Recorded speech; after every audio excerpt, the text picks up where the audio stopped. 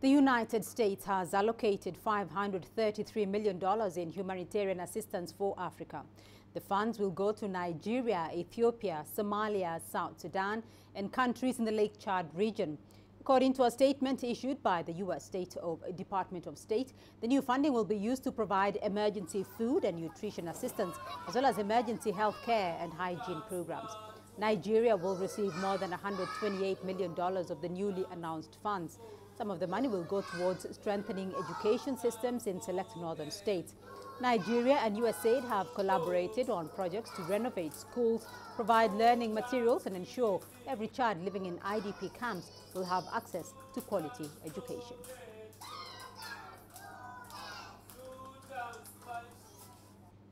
Well, let's now return to Brooks Spector in Johannesburg. And just a quick recap of that development. There are aid pledges that have been given by the outgoing U.S. Secretary of State, Rex Tillerson, during his visit to Africa in the last 1 week. Well, let's get more perspective now on this situation. Brooks Spector, we can now return to Johannesburg. He's an international relations expert and a former U.S. diplomat. Brooks, thank you for joining us again on Africa Live.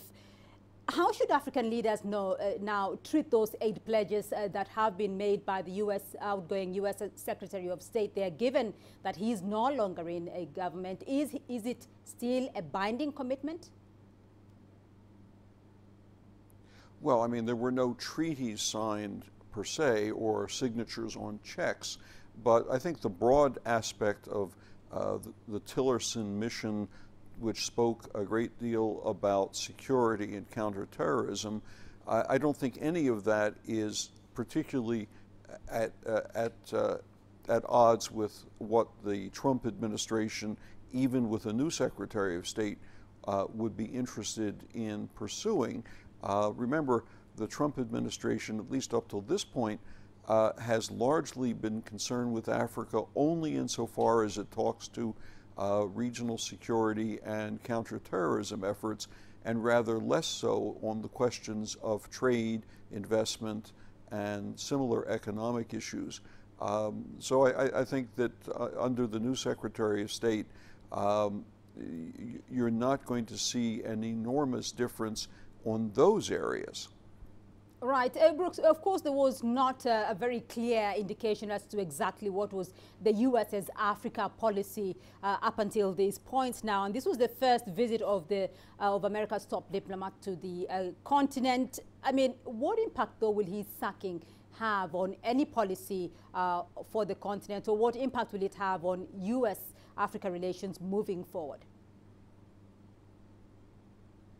Well, I mean, as I said, I think that the particular areas that Tillerson had focused on, counterterrorism and regional security, those will remain largely consistent. What you should look for, in fact, is that the incoming person, who's now currently the head of the Central Intelligence Agency, presuming he's confirmed by the Senate, it isn't automatic, it has to go through that process. I think you'll see a continuation of those issues, but the one thing we should be watching is how the personal relationship between the new Secretary of State and the President shapes up. Donald Trump was quoted the other day as saying that the two men think alike, they're on the same page, they see things the same way. He likes his thought processes. That bodes well for that kind of discussion.